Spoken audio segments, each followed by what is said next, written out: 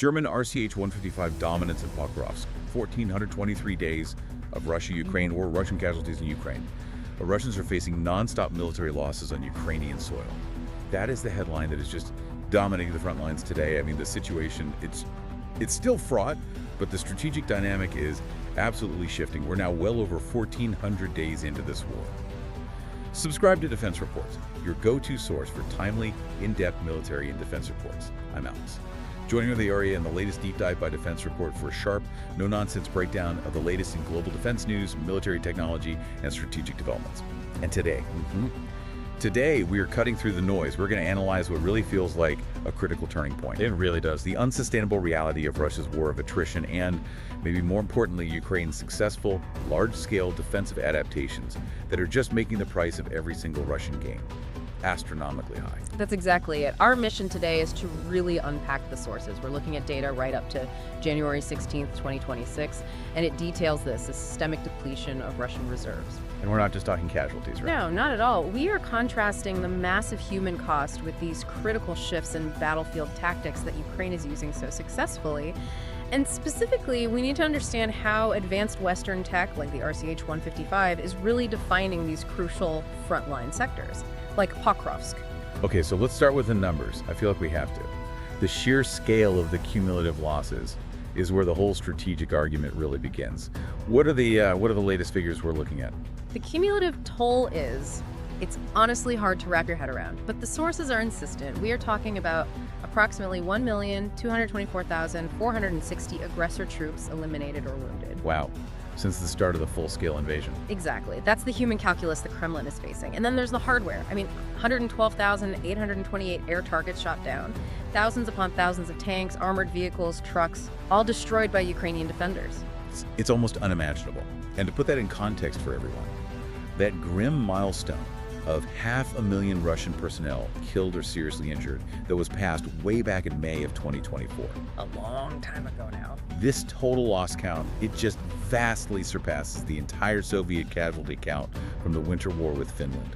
We are talking about a level of sacrifice, a loss of manpower that's just unprecedented for Russia in the modern age. It's a tragedy on a colossal scale, and what's critical is that the grinding nature of this conflict, it hasn't slowed down at all, even as we're entering the 5th calendar year of the invasion. So what do the recent daily numbers look like? Because they tell the story of the intensity right now. Yeah, if we look just at the first half of January 2026, you can see these sustained high-intensity spikes. Around January 16th, the sources are reporting 1,370 soldiers lost in a single day. One day. Before that, 11,050 on January 14th, 1,030 on January 9th. This isn't some statistical blip. It's a sustained, deadly pattern that points to a really desperate offensive push by Russian forces, especially in the Donbass. And we saw UK defense assessments validating this trend late last year, right? Yes. Suggesting this rate. It's basically structural now. Absolutely. The UK assessment noted the average daily casualty rate rose for 4 straight months in late 2025. It hit about 1,130 in December, which is up from 1,030 in November. And they expect it to stay that high. They do. They expect it to remain elevated well into early 2026. The takeaway here is just crystal clear.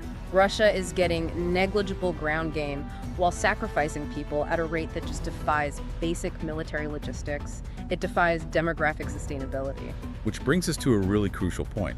How does this staggering loss rate, this relentless meat grinder, how does that force a structural change in how Russia actually fights? Because you can't run sophisticated warfare when you're bleeding like this. You've hit the nail on the head. The conflict has definitively shifted. It's not really a war of maneuver anymore, where you have tanks, air support, infantry all working as a coordinated team. A combined arms game. Exactly. It's become a protracted struggle that's defined by industrial scale attrition. Russia has largely abandoned those complex combined arms operations. So for our listeners who might not be military experts, can you break down combined arms really quickly? Of course. Think of it as synchronized high-level warfare. It's when a commander can seamlessly coordinate everything they have. Artillery, tanks, helicopters, engineers, infantry, so they all support each other. It prevents the enemy from concentrating their defenses on any one thing. But Russia can't do that anymore. Not reliably. Because of the staggering equipment losses and, frankly, the poor quality of newly mobilized troops, they just can't execute it. So what are they left with? They're left with these highly attritional, infantry-led human wave assaults often with very poor support. Which just makes them incredibly vulnerable. Highly vulnerable to Ukraine's increasingly effective defensive fire. And nowhere is that vulnerability more clear than in the Pokrovsk direction.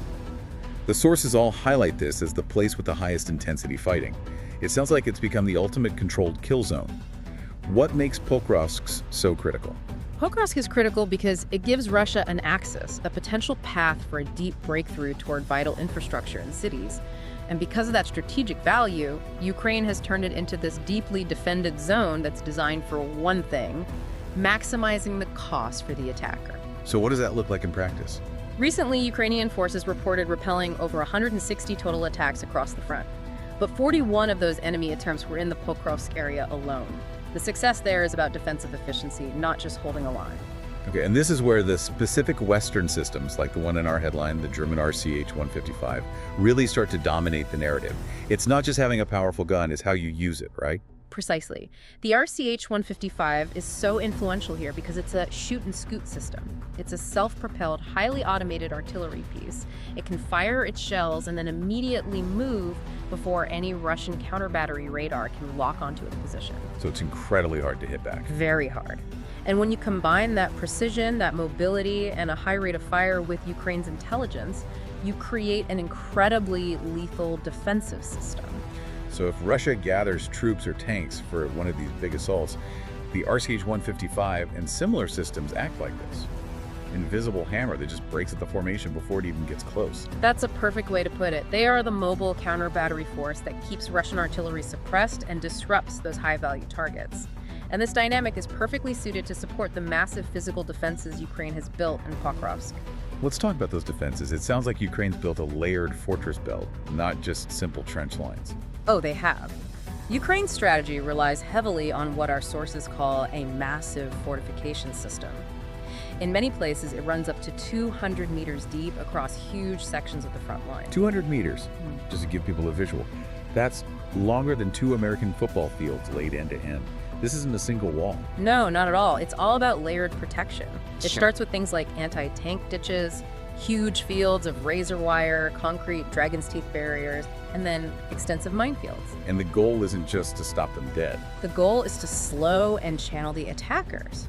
Once they're slowed down and channeled, they're funneled into these deliberately prepared areas. The infamous kill pockets. Exactly. The strategy uses these dispersed, concealed, and flexible defensive networks.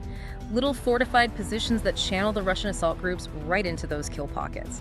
It maximizes casualties for the attacking force, which is how you win a war of attrition when you're on the defense.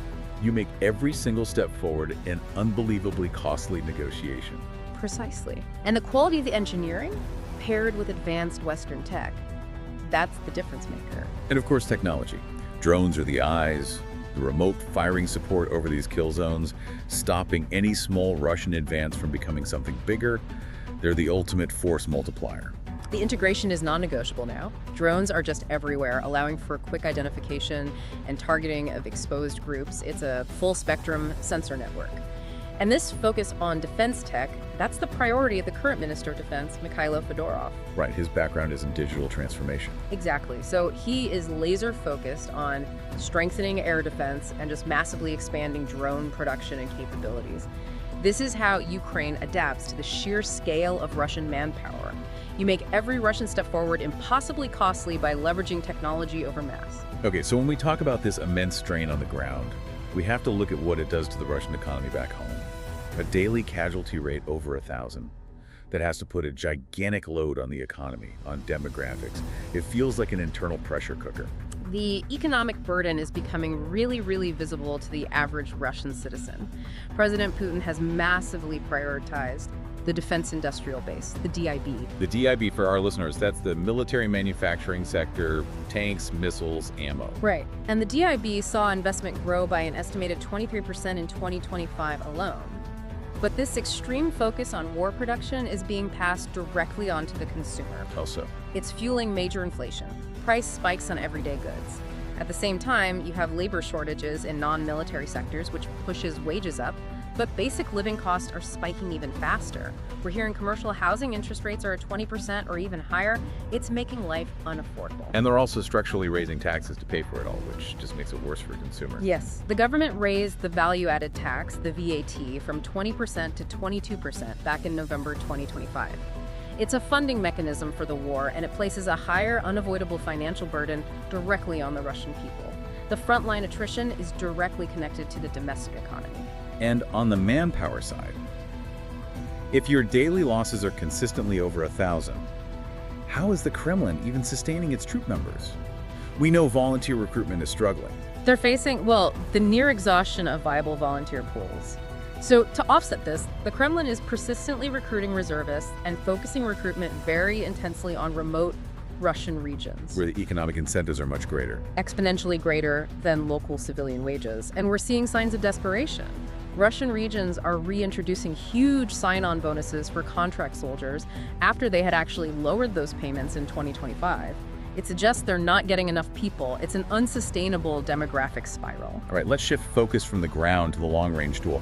What kind of equipment losses really defined the end of 2025 and the start of this year? December 2025 was a really bad month for high-value Russian equipment. The sources confirm that crucial, very expensive assets were targeted and destroyed. We're talking hostile aircraft, sophisticated radar systems, surface-to-air missile systems. And at sea, the story continues. Ukraine dominating the Black Sea without a traditional navy. That's maybe the most compelling part of this long-range fight. Ukraine's maritime demilitarization strategy, which relies so heavily on advanced naval drones, it just continued to inflict serious damage. We saw reports of several Russian vessels getting hit and sent the same way as the cruiser Moskva. The whole Black Sea fleet remains vulnerable. Highly vulnerable and very restricted in its operations. And the drone war in the air as well as the sea is just escalating relentlessly. I saw some of those numbers and they're just staggering. They are. On January 14th, Russian forces reportedly lost 929 operational tactical UAVs in a single day. On January 10th, it was 654. The volume suggests the airspace is just completely saturated with intelligence and strike systems on both sides.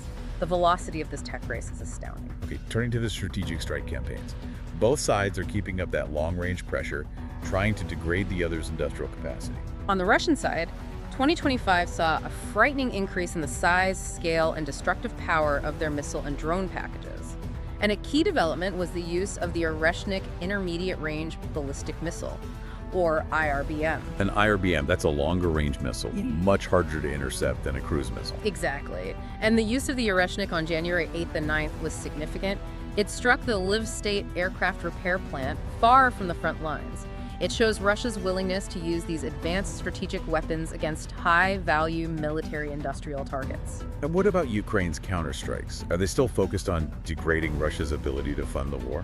They are. Ukrainian forces have maintained their own very calculated long-range strike campaign. It specifically targets Russian defense industrial and energy assets. We saw reports of unidentified drones successfully hitting multiple oil tankers off the Russian coast in the Black Sea. Hitting them where it hurts. The revenue streams. Exactly. Hitting the revenue streams and logistics, that ability to strike deep is crucial for degrading the industrial capacity that ultimately sustains Russia's entire attrition strategy. So let's put it all together. The ground war, the domestic strain, the long-range duel. Why should our listeners, watching from Europe or North America, care about a fortification system in Pokrovsk or a VAT increase in Moscow? I think the answer is in the strategic calculation. The numbers confirm that Russia's capacity for this kind of industrial attrition is immense, and they are willing to pay a horrific price. But Ukraine's new defensive fortifications signal a really clear strategic shift. The metric for success isn't territory seized anymore. It's about the cost. It's about the sheer unsustainable price Russia has to pay for every single advance. By setting up these high-cost kill zones, Ukraine is signaling this war has entered a new phase, a protracted phase where time, technology, and economic endurance, not blitzkriegs, will determine the outcome. So the ultimate test isn't who can conquer territory, but whose defense strategy backed by technology and Western support can force the other side to implode. Economically and demographically, it's a strategy of bleeding the aggressor dry. You've been listening to Defense Report by Alex Zanaria, where we analyze the latest in military strategy, global defense, and advanced weaponry. Subscribe to Defense Reports, your go-to source for timely, in-depth military and defense reports. We'll catch you next time.